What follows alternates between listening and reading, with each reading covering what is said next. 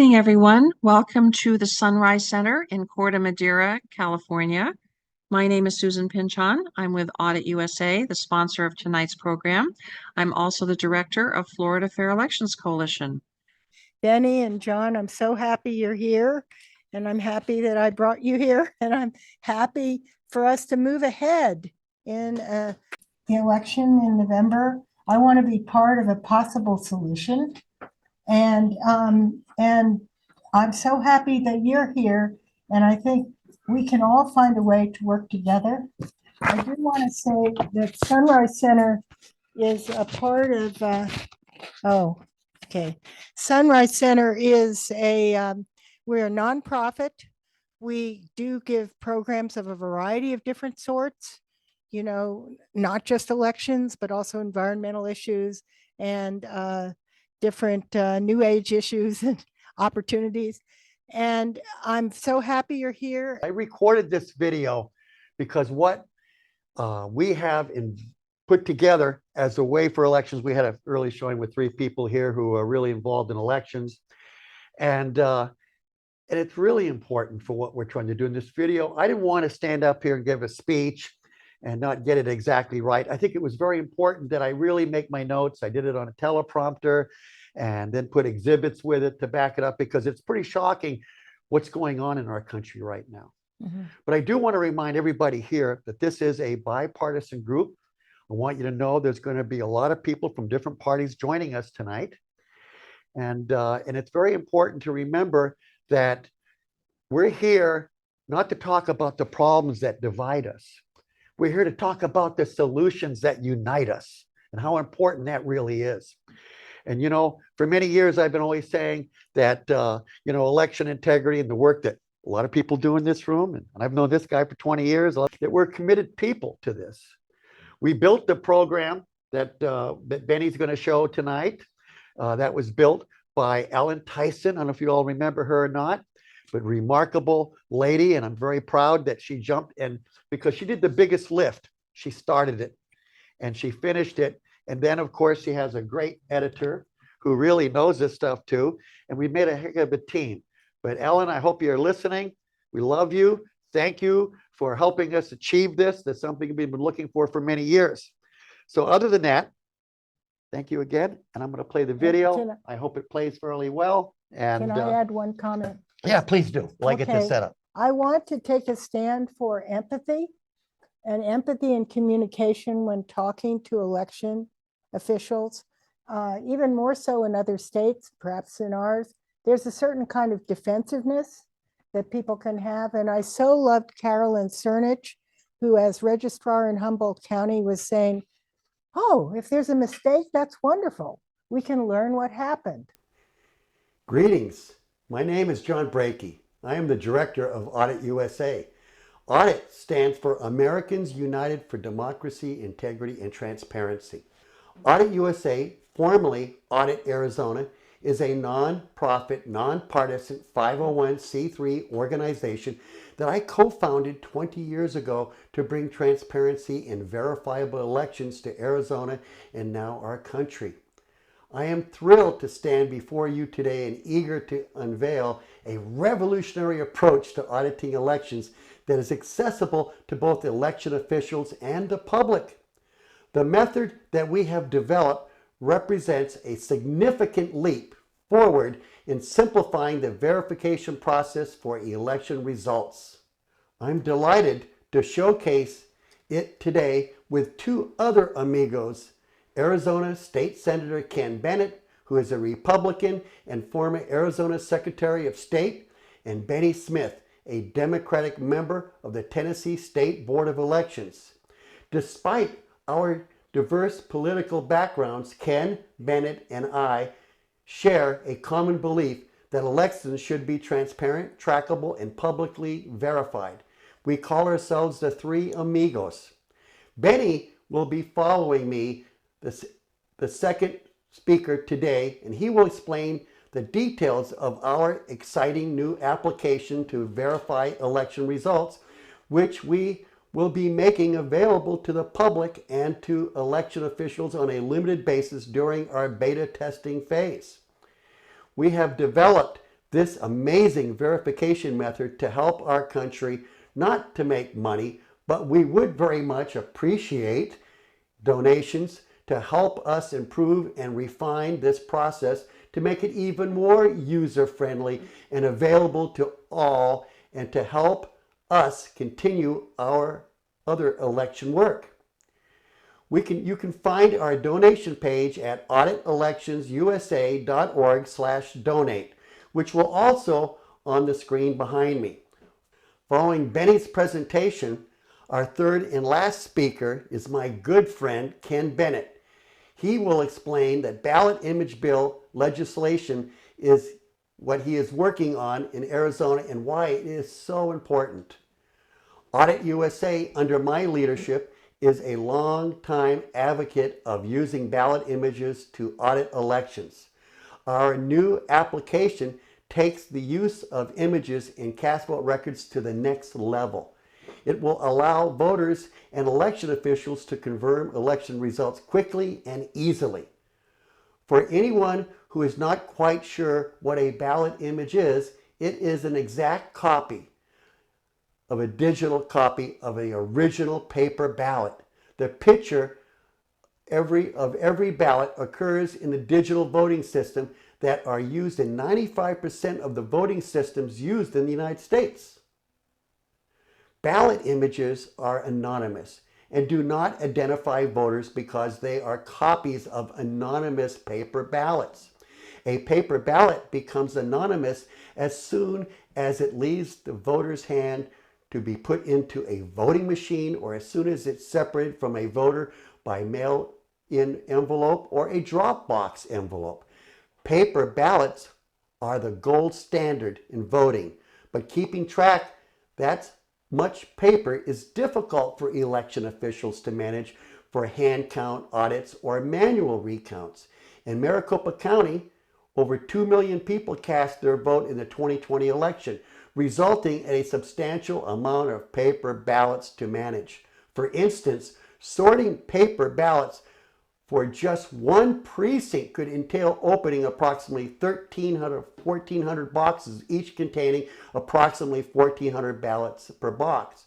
By utilizing digital ballot images and cast vote records, transparency is ensured without risk of altering with the original ballot batches. Ballot images offer an extraordinary advantage. They can be digitally sorted in various ways, enabling swift access to any precinct.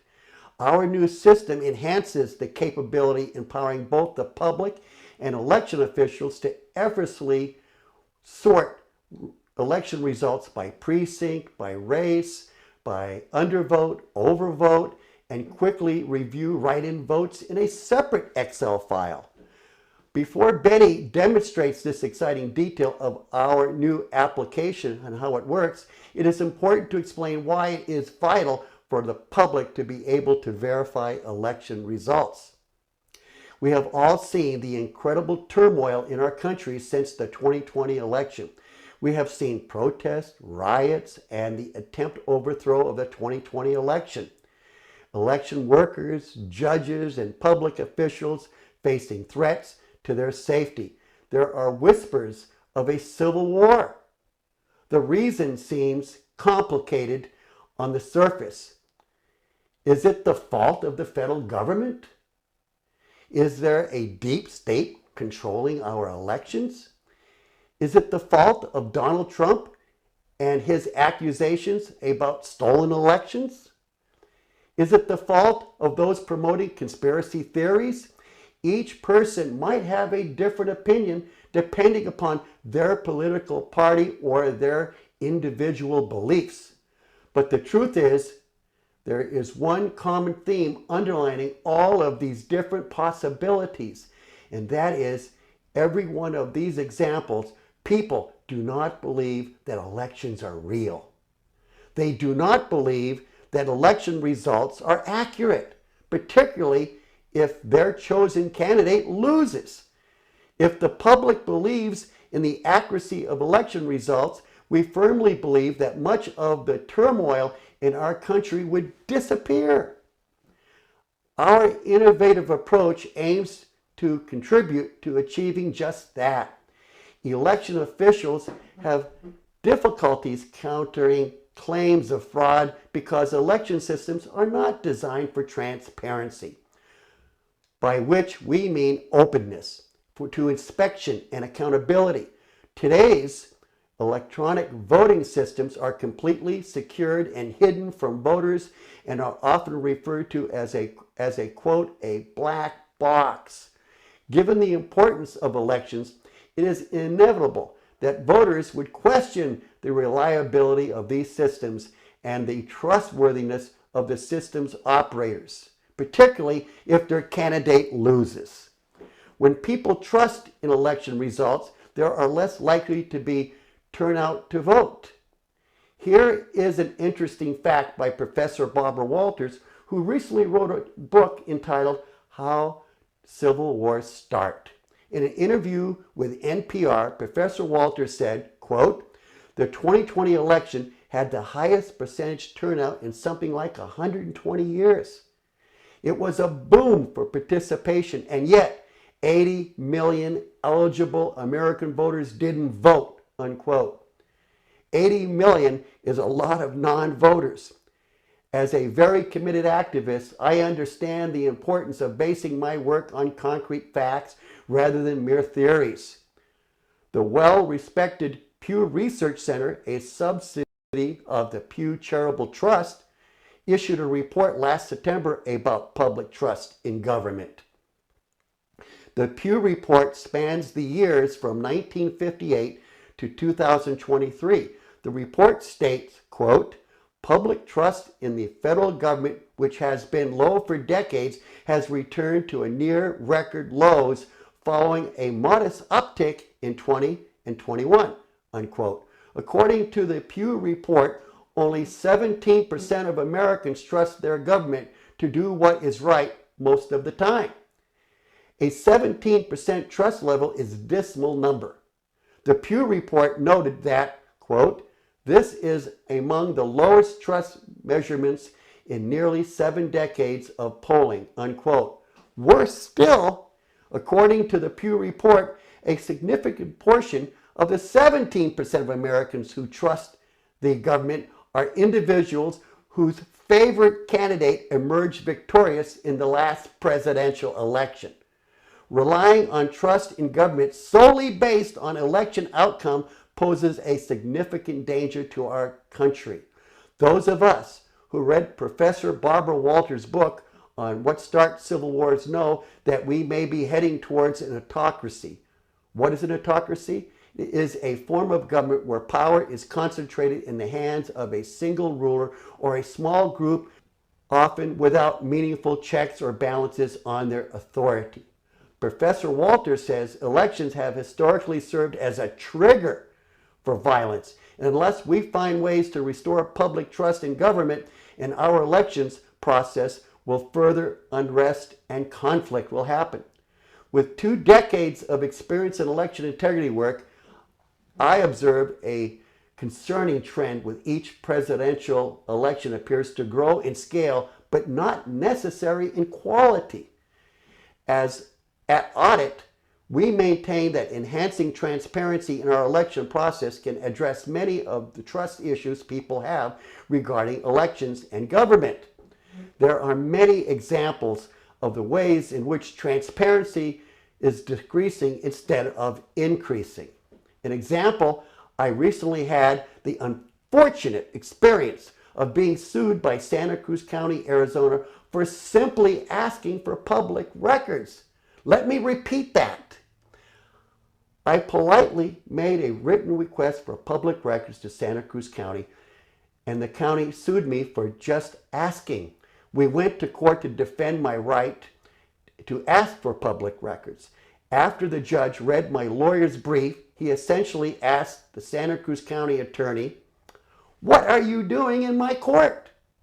Why isn't this in Santa Cruz County court? Why are you suing a requester? The requester has the right to ask for these records. Your job is to give him those records or give him a statutory reason why you can't give them to him. It's the requester's choice to sue, not yours. Defending against Santa Cruz County lawsuit has cost my attorney and me close to $50,000 to date. And it's still not over because the county has appealed its loss. The reason I'm mentioning this is that it sets a chilling precedent for a government entity to sue someone for simply asking for public records, leading people to being afraid to ask for records and leading them to be more government secrecy and less transparency. By the way, my attorney in Santa Cruz lawsuit is my best friend, Bill Reiser, who has also been attorney for Audit Elections USA for the last 20 years. We are all aware of the significant issues plaguing our country: diminished transparency, distrust in election results and government. Today, however, our aim isn't just to dwell on these problems, but to present solutions for rebuilding trust in elections, thereby revitalizing trust in our government. The first thing that I usually say when I go into a meeting is that I'm here not to discuss the problems that divide us. I'm here to talk about the solutions that unite us. As election vulnerability profoundly concerns the public, we're all stakeholders with a crucial role in finding effective solutions. We understand that transparency forms the foundation of trust. Without transparency, our democracy will die in darkness. Abe Lincoln believed in transparency, as evident by the following statement he made before the Civil War. Quote, "I have faith in the people. They will not consent to disunion. The danger is they are misled. Let them know the truth, and the country will be safe." Unquote. Hopefully, we can all agree that Abe Lincoln, that our country will be safer if people know the truth and are not misled. Truth equals transparency. So the question then becomes, how can we make sure that the process of verifying election results is a transparent process that everyone can believe in? Although the United States has faced accusations of fraudulent elections over the years, culminating in the many accusations following the 2020 election, there are other reasons why it is important to verify election results. The voting machines tabulate votes do not always correctly interpret voter intent. It depends on how voters mark their ballot. As an example, here's a picture of a ballot image from Somerset County, Maryland. Ballot image number 421I. The I stands for image. If it was a C, it would be the cast vote record single sheet. You can see that the voter circled the candidate's name on their ballot instead of filling in the oval. Because voting machines only look at the inside of the oval, it registered the voter selection as an undervote, a non-vote. Reviewing voter marks to make sure that the voting machines interpret voter intent correctly is called adjudication. Most election departments around the U.S. struggle with adjudication because they do not know how to properly use the ballot images in conjunction with the cast vote record. Maricopa County election does, and they are the second largest in the United States. And the county recorder who runs elections has endorsed Ken Bennett's bill and wants to release images. Our new method that Bennie will be introducing makes adjudication easy for the public and much easier for the election officials. The state of Maryland has used ballot images for several years to audit its election results.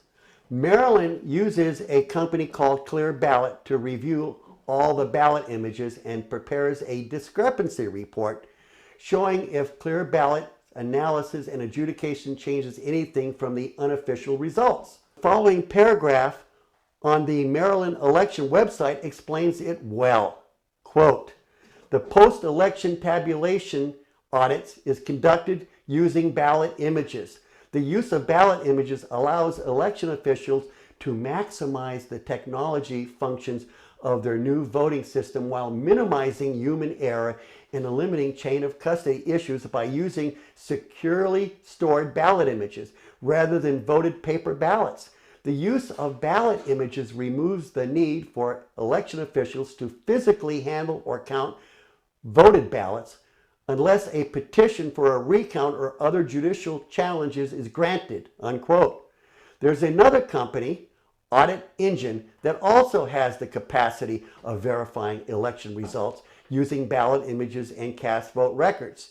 Ballot images offer a straightforward means to enhance transparency. The method we're introducing today can be implemented either independently or in conjunction with companies like Clear Ballot and Audit Engine. We're confident that the streamlined verification process that Bennie will present will not only enhance voters' trust in election results, but also simply verification for election officials. This independent system operates separately from the election management system, enabling both speed and accuracy. And it's hard to have both in elections, and this system does it.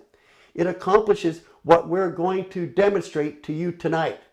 Lastly, before turning this over to Bennie Smith, there is one important problem that I need to address, and that is the issue of misinformation and disinformation that is being spread about ballot images and the opposition to releasing ballot images and cast vote records to the public. There are two common objections to revealing ballot images. First, some say it would support vote selling. This is a red herring because it's already fairly easy to sell votes, either by taking a picture of your ballot and texting that picture to your vote buyer, or posting a picture of your ballot on social media, which is legal in Arizona and other states, or by sitting next to your vote buyer at home while you fill out your early ballot prior to mailing. Fortunately, it's illegal to solicit a voter in such a scheme and very risky proposition. It's also illegal in Arizona to mark a ballot any way that would identify the voter. The second reason that some people oppose releasing ballot images is that they mistakenly believe that releasing ballot images to the public will violate voter privacy. This is a false, and it's based on the lack of understanding and the lack of knowledge about how elections are conducted. As I stated at the beginning of this talk, ballot images are anonymous because they are pictures of digital copies of anonymous paper ballots. State law in most states requires anonymity in the act of voting. Revealing anonymous ballot images does not violate that requirement. There are some who think that ballot images should be reviewed by election officials before releasing them to the public to redact any information that might identify a voter. However, this is completely unnecessary.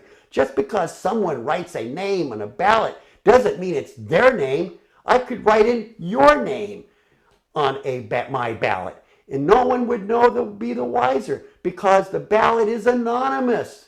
Audit USA is opposed to redacting information a ballot because it's unnecessary to do so, and we are opposed because ballot images are audit records. Audit records, whether financial records or election records, should never be tampered with, and redacting is a form of tampering with the evidence that will lead to more cynicism and conspiracies. When election officials redact information from ballot image, it also makes the ballots very expensive to get copies of ballot images because election officials charge for the hundreds of hours it takes to review every ballot, such as happening in many counties in Colorado.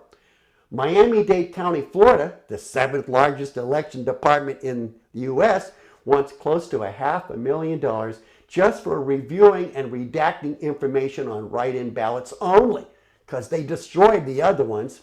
I would be happy to answer any questions on the topic of ballot images and voter privacy during our panel discussion that will follow the presentation of Bennie Smith and Ken Bennett. Bennie, Ken, and I will be on the panel to answer questions along with longtime election activist and my friend Lori Grace. It is my pleasure to introduce Bennie Smith, longtime election activist, former member of the Shelby County, Tennessee Election Commission, and a current member of the Tennessee State Board of Elections and a member of Audit USA's Board of Directors. Bennie will demonstrate Audit USA's new exciting method for election verification using ballot images and cast vote records. Imagine if you and a group of your friends could count the votes in your community, in your precinct, and match against the totals of official results. This is possible, and we're making it a reality. Welcome, Bennie. Show them. Thank you, Video John, and also Live John. So while he's getting set up, Okay. I do want to recap a few terms as we take a test run of Honest Abe. There are some terms that we need to know. And A is a ballot image. What we are about to deal with are ballot images. C is known as a CVR, is the acronym, but it's the cast vote record. The cast vote record is a linear log of every vote that was cast in the order that they were cast. Randomized is the fact that they came in at random. So the ballots are anonymous, therefore the images and the records are anonymous.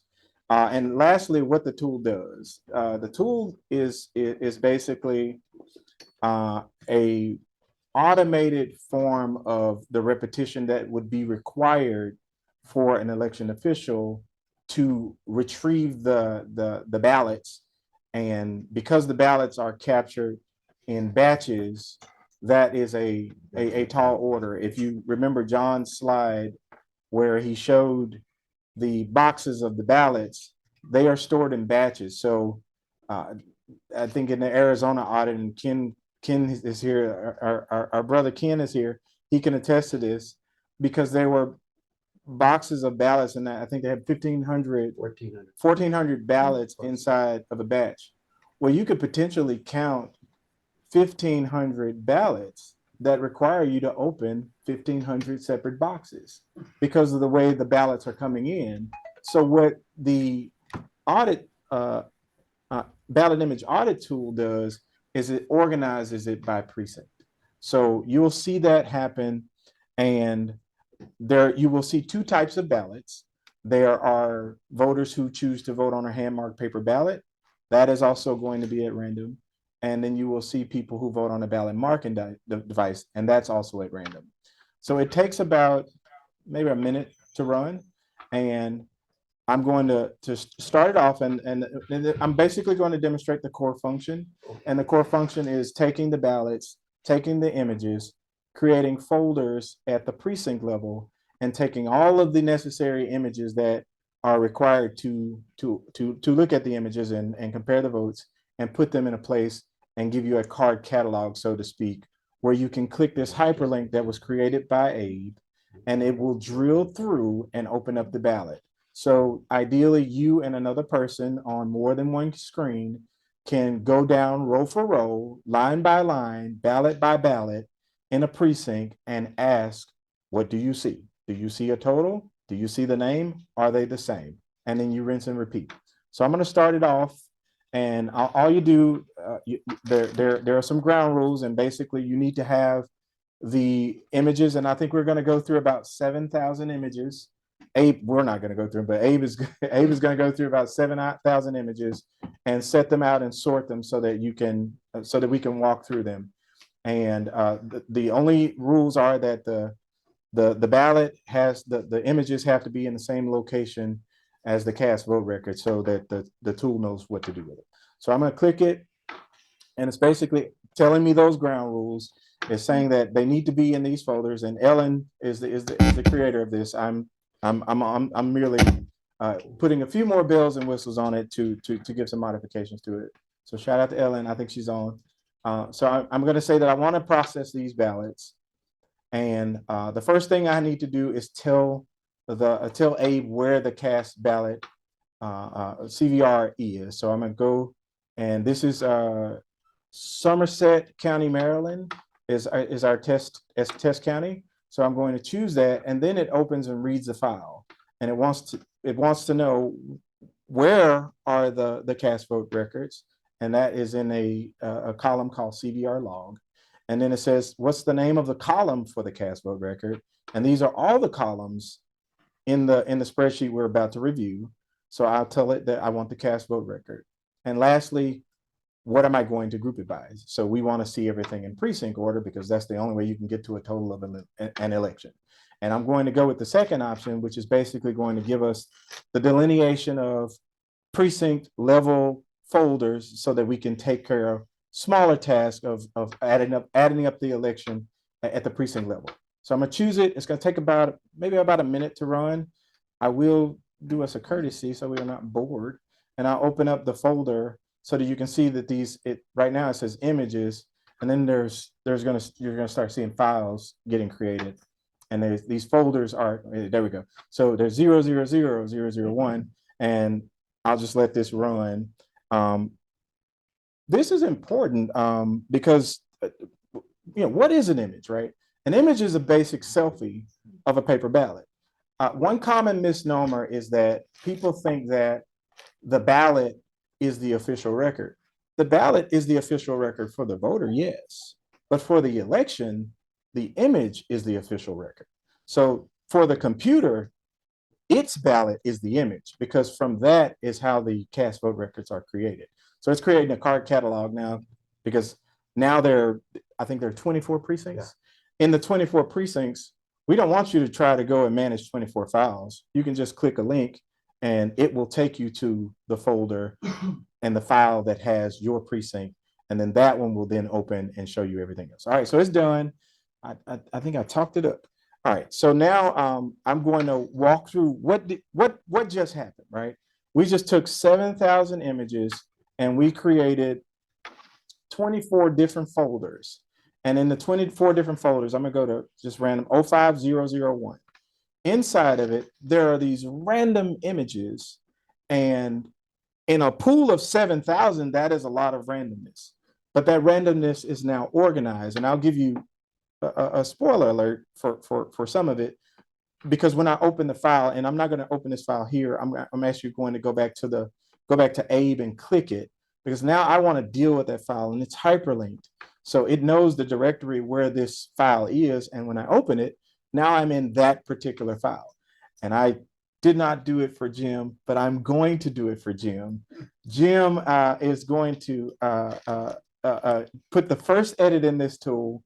And it's something that we all do, and John does it all the time, but I'm gonna do it real quick because I know Excel pretty well. Ideally, you come into the file and you see the totals. So this is basically going to give me the totals of an election. So I picked the lieutenant governor's race, and based on the lieutenant governor's race, governor and lieutenant governor race, the winner is Cox. I'm not saying these names. Schiffinelli, I think that's right. And the runner-up is Moore Miller. And we had 7 people to just undervote this particular election. So we have the ability of seeing what the total was. There were 392 total votes in this race. So there should be 392 images where we can go and confirm each individual image to see what happened.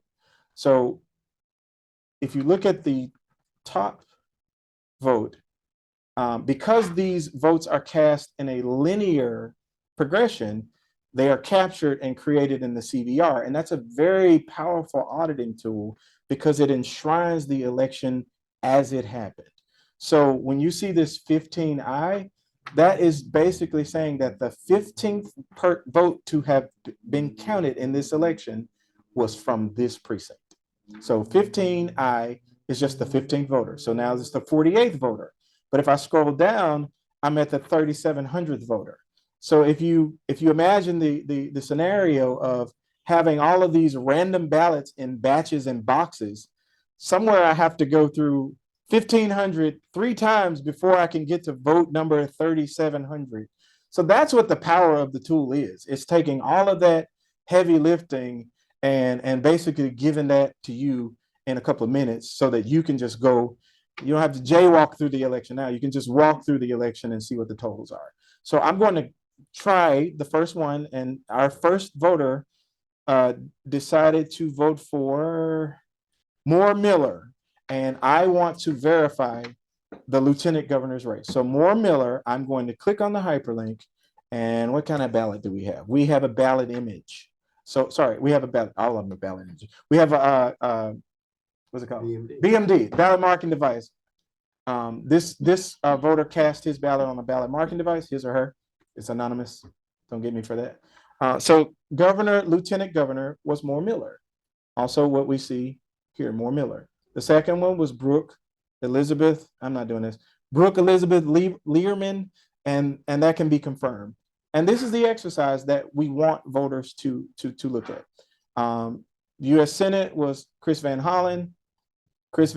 So ideally, you would have a group of people having a recount party, and one person is calling it off. Do you see the name? The other person is looking at the ballot. Do you see the name? And you know, if you take the top race or the race you care about the most, and you go and look at it, you're basically doing a reassemble of that election. So I'll go to the next ballot and see what kind of ballot it is. For the 48th voter was from this precinct. That's a paper ballot. So we can look at this paper ballot and scroll down. And the first person that was voted for was the Cox Gordana ticket, or as Gordana Schiffinelli. And it is verified here from Image 48i that was who was picked. Barry Glassman was second. Barry Glassman. Can you guys see where I'm clicking on it in the mouse? But Barry Glassman is who was picked in the next image. So I want to do something that John did because he did it in his speech, and I think it speaks volumes to what you can do, and ideally we want to at least release this to election officials because it gives them the ability to get ahead of some of the things that will happen. Even though I'm not here as an election official, I got a lot of skin in the game of being in actual elections. I first served on the local election commission, and I participated in elections and audits, and I had to vote. I think I voted no in almost every certification, but I had to be a part of the certification process. And one of the things that I was concerned with as a local election commissioner is how well we compared our poll tapes to what was the authenticated count. They're unofficial results until they are canvassed, audited, or whatever the processes your county enacts in order to get to certification. So one of the things that John does is he goes and looks for serial undervoters. So this particular ballot has 7 undervoters. So if I double click this, and this is just a function of Excel, these are all of my undervoters and all of their corresponding ballots. Well, I'm gonna go last to first, and I just want to look at this ballot 421I because this particular ballot undervoted in the first, second, third, fourth, fifth, sixth, seventh. Skip that one. 8th, skip that one. 9th, 10th, 11th, 12th, 13th, 14th, 15th, 16th, 17th. He didn't vote. How did this guy? Somebody walked in and didn't vote for anything. But there were a few back at the end that there were votes cast and counted for. But there's something that does look a little off about this ballot. So if we go back to the main tab and we go and look for ballot number 421, I'm going to filter for 421I because I want the image, and I can click that and I can go directly to that image. And in that image, he was voting. Somebody is anonymous. I was voting. Wes was selected, but then it was circled. Now, the exercise of voting is you have to do something to the bubble. So fortunately, this voter got lucky and accidentally voted, but the intent was clear. Brooke is who this person is voting for. Also Anthony, Chris, Heather. But if you guys look at it, I mean, it's almost like a mark of precision. Just missed the circle, right? just missed it. Just missed the circle. Right around it. It was a hook. but it missed. It's almost like a boxing match, right? He's trying to get, somebody's trying to get to that circle. He's not getting a circle. So the machine doesn't know how to count this.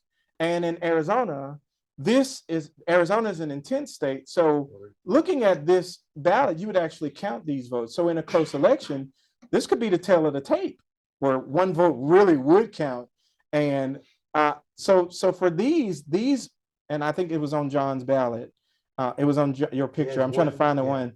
I'm trying to find the one. It's the very last on the next page. It's 2 pages. It's That's a right. 2-page Come on, keep me clean, John. Okay, there we All right, go. this one right here. He did it. Went right through the middle. Zip, right through the middle. So in this circle fest, this voter ended up having a ballot cast because she went right through the circle. And that was the reason why the machine picked that one up.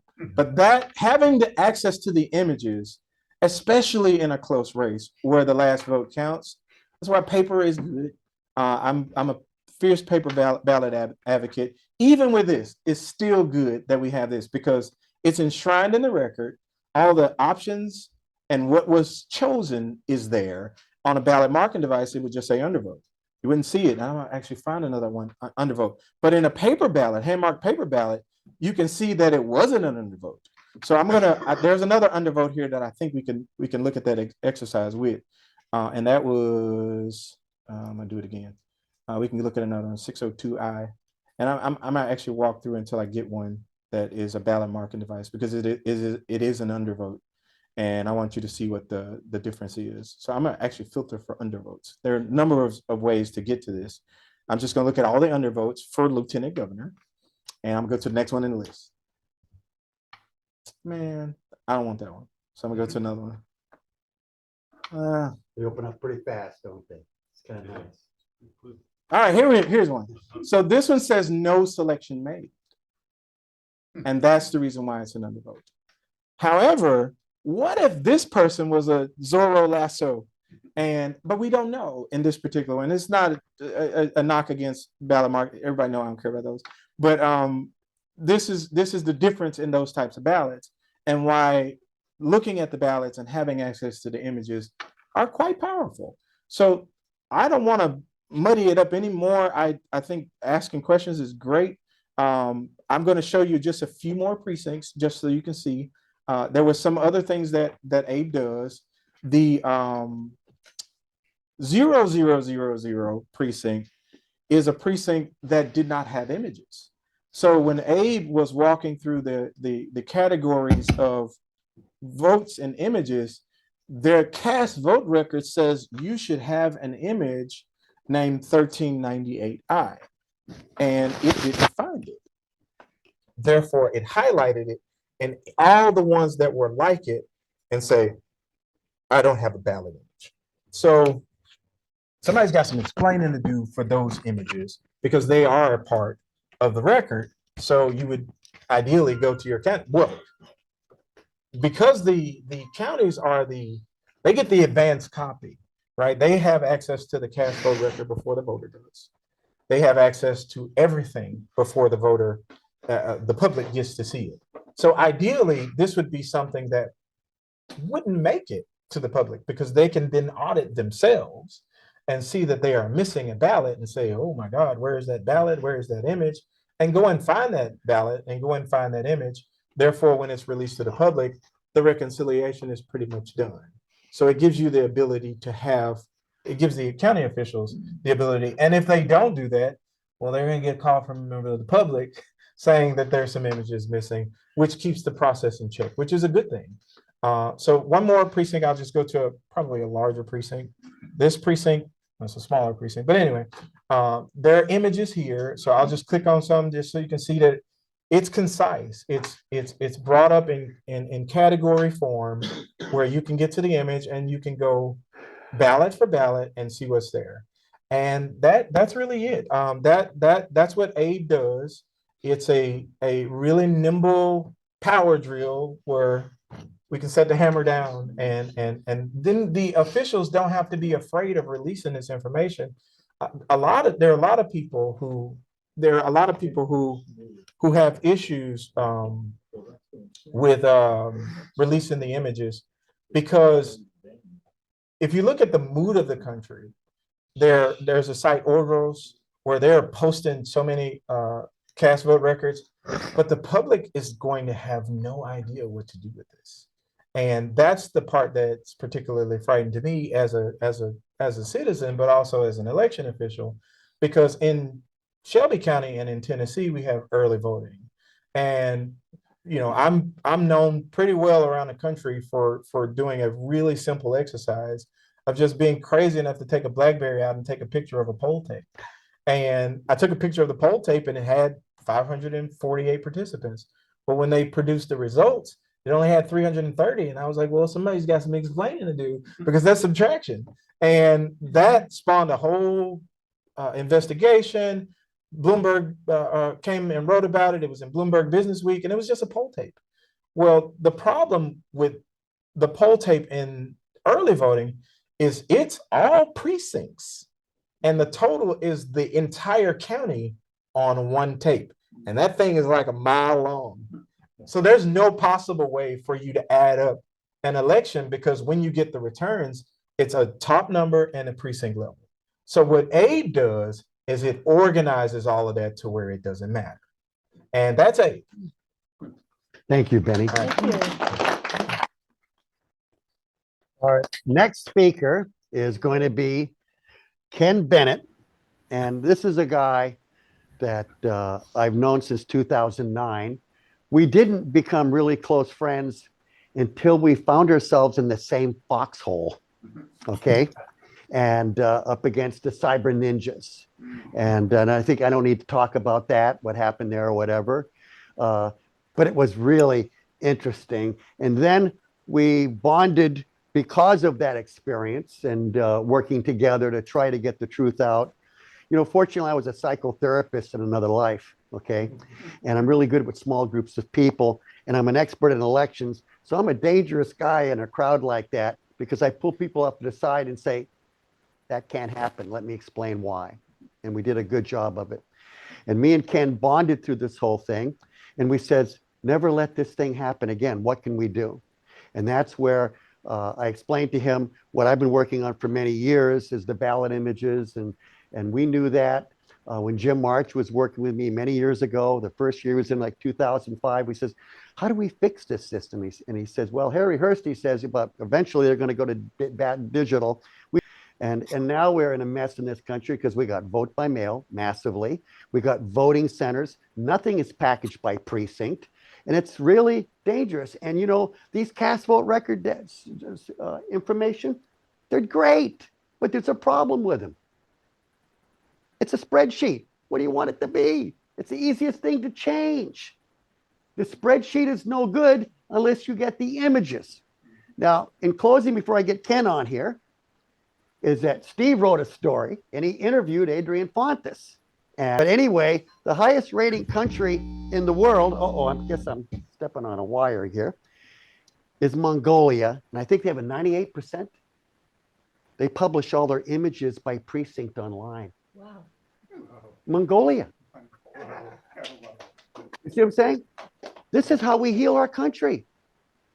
If we don't get to the point of proving to people that elections are real, and maybe of those 80 million people who didn't vote, maybe we could bring 5 to 10 million back. It would be great to see precinct committee men and women be trained when they go out there and say, hey, will you vote? And they say, I don't vote. I believe what Mark Twain said. He said, if voting ever made a difference, they wouldn't let me do it. We've got to change that. And the solution in our industry of elections is very complicated problems. My God, the solution is simple. It's called transparency. And what is transparency? It's the currency that we use to put our country back together and to prove if it was or wasn't. I'm afraid of this November. I've been doing this for 20 years. Every presidential election we went into, oh my God, this is a big one. We said it everything for 20 years now in the elections we've done, Jim. And here we are. This is a big one. And it could get ugly because that is where the climate is going. And the only way we're going to defeat that is to do what Mongolia does. Thank you. And Ken Bennett, brother, it's good to have you here. Are you unmuted? I am. Okay, good. No. Hi, I'm Ken Bennett. Currently, I'm a state senator in the Arizona State Senate, but I served as the Secretary of State for the state of Arizona from 2009 to early 2015. It was about 6 years. He's going to screen share. It was during that 6 years that I oversaw 12 statewide or large portions of the state multi-jurisdictional elections. So with Rose Mofford, who was a longtime Secretary of State here in Arizona, with her passing about 4 or 5 years ago, that leaves me as the person in Arizona who has overseen more statewide elections than any other living person. All that means, though, is that I've had experience working with the 15 counties in Arizona, election directors and county recorders who do the voter registration. And somehow in my second year as the new Secretary of State in 2010, we had a race in Arizona, a statewide race, that was decided by 126 votes out of almost 2 million votes cast. And it was the first time in the history of the state of Arizona that the then state law was triggered that says you have to have an automatic recount of a statewide race if the results are within 200 votes, either way. And I can remember when my chief of staff came to tell me that this one race was being decided by 126 votes and we were going to have to recount 2 million ballots. I laid in bed that night and started doing a little simple math. I'm an accountant by education. And it occurred to me that if we recounted 2 million ballots and we were 99.9% accurate, we could be off 2,000. I think the first thing across my mind was if we were 99% accurate, we would be off 20,000 ballots out of 2 million in a race that was decided by 126 votes. If we were 99.9% accurate on the second count to the first count, we could be off 2,000 votes.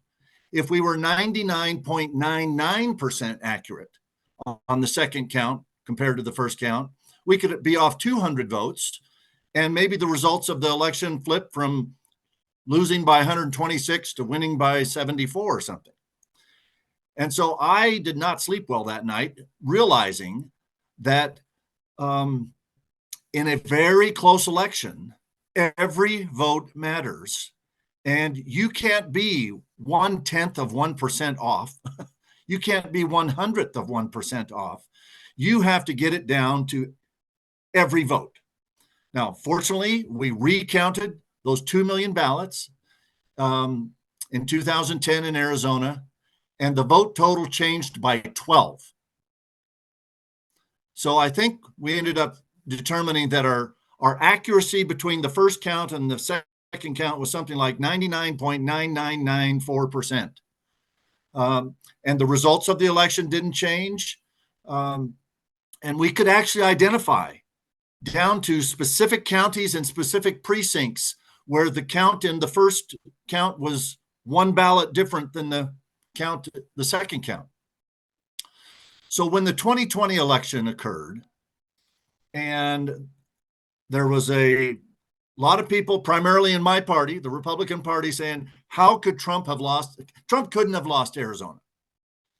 And the Arizona Senate decided to audit the largest county in Arizona, Maricopa County. Over 60% of the ballots and the population in Arizona are in Maricopa County. And so I was involved in the Senate. Since I had been a former Senate president and a former Secretary of State, they asked me to kind of be their liaison to the audit. And knowing that in Arizona, elections are done with bipartisan participation and observation, I went looking for a Democrat to be my co-liaison. And I started with the chairman of the state Democrat Party, who said no. I went to a former president of the Senate who had been a Democrat years before, asked if he would serve. No. I went to a recently retired Democrat county recorder. No. Finally, I remembered a guy that I had heard about when I became Secretary of State in 2009. My staff started telling me about two guys down in Pima County, Tucson, John Brakey and Jim March, who were questioning all kinds of things related to elections and trying to verify them and make sure that everything was accurate. And so I got a hold of John, and he agreed. And as he described, we went through that audit, and we watched and oversaw. We didn't do it ourselves, but we kind of oversaw the hand recount of 2,089,563 ballots. And yet, after we had hand counted those ballots, and we determined that the result from the hand count was within 350 votes of what the county had told us 8 months earlier was the margin of victory between Biden and Trump, even though we had hand counted 2,089,563 ballots and essentially verified the results of the election. Maricopa County had voted in favor. The margin of victory in Maricopa County for Biden was about 40,000. We got within 350 of that. But even after we had verified that with the hand count, people didn't want to believe it.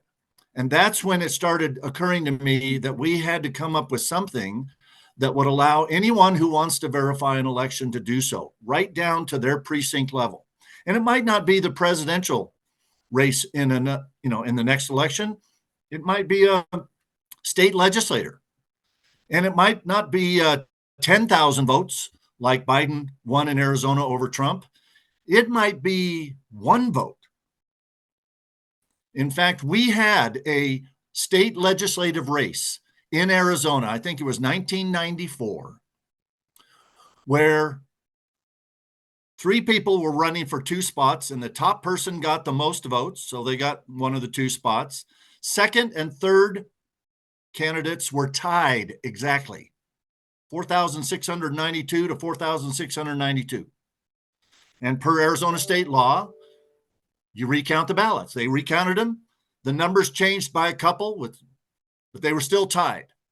Per state law, you do a third count. They did a third count. They were still tied. In Arizona, after you've done 3 recounts, you play a game of chance. And the Speaker of the House sent her staff down to Walmart, and they bought a brand new deck of cards. They shuffled the cards, and they played 5-card stud. And they passed 5 cards to each candidate. One candidate had a queen high of their 5 cards. The other candidate had a pair of 8s. The pair of 8s beat the queen high. And the pair of 8s candidate was elected. About 10 days later, the losing candidate admitted publicly that his wife had not voted in the election because she had been taking their kids to soccer practice or something.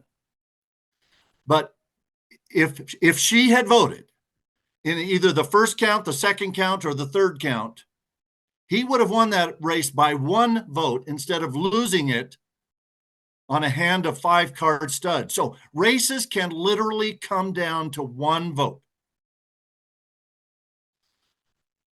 And in the 2020 presidential race in Arizona, if Arizona had been 1,000 voters, by the way, that when 1,000 people live together in one area in England, they used to call that a shire. Devonshire or Yorkshire, 1,000 people. In 2020, if Arizona had been 1,000 people, we had about 80% participate in the race, 800 of those 1,000. Here's how close the race was between Biden and Trump in 2000. Biden got 401, Trump got 399. 2 votes out of 800 is what decided the presidential race in Arizona in 2020. And if you were the election director of Arizona Shire, you would be trying to find a way to verify every vote. And what John has described and Bennie has demonstrated is that answer. And that is similar. Imagine if any of you on this call tonight, if you were in charge of an election at your Rotary Club or your church or your whatever, and 500 people were voting, and it was a close race. Let's say you were electing 5 people to some type of a board of directors or something for the Rotary Club, and you had 10 people running. 10 people running for 5 spots. And you had 500 people in the Rotary Club, and all of them showed up. You would pass out a piece of paper to each person, anonymous. You don't have to sign, please don't sign it, but you mark 1 through 10. And then you collect all those ballots, and then you would start recording them on some type of a spreadsheet. It's called the cast vote record in elections. The first ballot might have a vote for candidates 1, 3, 5, 7, and 9. Next ballot might be 2, 4, 6, 8, 10. Next ballot could be 1, 2, 3, 4, 5. The next ballot could be 6, 7, 8, 9, 10. And for all of the various different possibilities, you'd have a little spreadsheet. You'd take each ballot and you'd mark the votes. And then each ballot would be on one row, and the votes of between those 10 people would be spread out in the 10 columns. And then at the bottom, you would add it up, and you'd make sure that there were 500 rows for 500 people who voted. And then you'd have a total at the bottom of each column, candidates 1 through 10. And if somebody questioned whether any or all ballots were tabulated correctly, if you kept track of which ballot was recorded on that spreadsheet first, which election systems do, you could go ballot by ballot and show, here's ballot number 1. There's a vote for candidates 1, 3, 5, 7, and 9. And you can see on the spreadsheet where we recorded the votes on row 1, we recorded votes for 1, 3, 5, 7, and 9. Next ballot, we recorded it according to what you can see on the ballot. That's the power of the tool that Bennie was describing, because in elections, we not only have a larger jurisdiction like a county, but we have precincts within that county. Maricopa County has about 2.6 million registered voters in one county in Arizona. It has about 745 precincts, but they vote in voting centers. So you can go to any voting center and cast a ballot, and they get tabulated in order. But as John mentioned, it's almost impossible to drill down to the precinct level where people could say, okay, in my precinct in North Phoenix, whatever it might be called, the Cherry Precinct, we have 1,000 voters. And the county told us that 800 of them voted. And the results were whatever the county said the results were. Because that's what comes out on what's called the statement of votes cast. It tells you down to the precinct level, each precinct, how many votes for every candidate in every race. But it's impossible to verify that when all the paper ballots coming into one of 40 or 50 voting centers have all been boxed up in the order that they were tabulated. And the 800 ballots for that Cherry Precinct could be in any one of 1,000 boxes. But with the ballot images, which is what the election system uses to tabulate ballots, you can organize those, as Bennie said, organize the ballot images with the cast vote record so that you can click on either one and verify that the votes I see on ballot 692 are correctly spread on row 692 of the cast vote record. And if you want to search just for undervotes, you can do as Bennie did and just look for those. Arizona is a voter intent state. And if elections were, if there was an election decided by 1 or 2 votes, we would be looking for the handful of ballots where there were undervotes. Going back to the 2020 election in Arizona, just in Maricopa County for president. Remember I said that there were, the race was decided by 10,000 votes, and there were 80,000 ballots in Arizona where no one voted for either Trump or Biden. Now,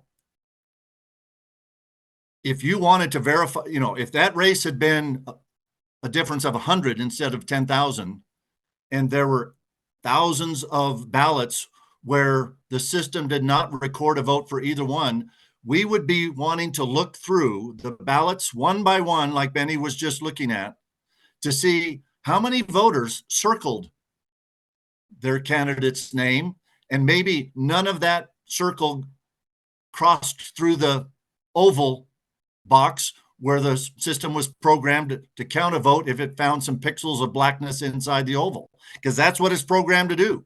If you don't get some pixels of blackness in the oval, it considers it a no vote. And yet you may have clearly circled the candidate's name, as you saw on one of the ballots that Bennie showed us. So I have introduced last year, we got it through the House and the Senate bipartisan. Unfortunately, it was vetoed by the governor because she was concerned that, especially in primary elections, we might inadvertently disclose how a particular voter voted in a county or a precinct where there's just, for example, maybe one libertarian in a small county or in a small precinct in any given county for that matter. So this year's bill, I have changed it a little bit. We took out the primaries. No one is really elected in a primary. You're nominated to represent your party. But the bill this year, it's Senate Bill 1653. And it basically says that after the canvass is released by each county, we're not going to interfere with them producing the official results. But in between when the county does their canvass and when they send their results down to the Secretary of State to add up the entire state's results, each county will forward to the Secretary of State the ballot images and the cast vote record. And the Secretary of State will make them available through a secure online portal where people have given their name, address, all the information, contact information, signed a certification that they're not going to use it for anything other than verifying the election. I believe you're going to have the media, you're going to have state political parties, you're going to have county political parties, you're going to probably have some well-funded candidates who might have won or lost in a close race, looking at those ballot images and wanting to make sure, did I really win by 100 or lose by 100? And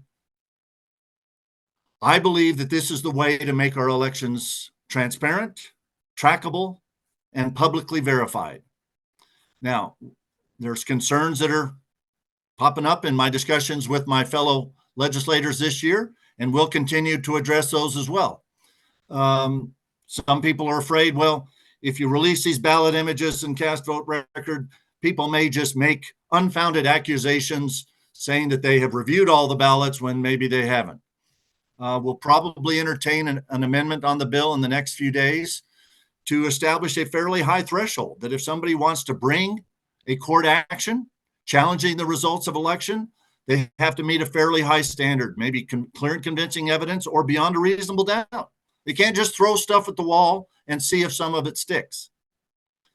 But by being transparent and letting people see the anonymous ballots, they already know, it's already reported by each county how many voters voted in that election. So in Yavapai County, where I live up in the north central part of the state, we have about 150,000 of our 180,000 voters normally participate in an election. 80%, we're the highest participating county in Arizona, usually almost every year.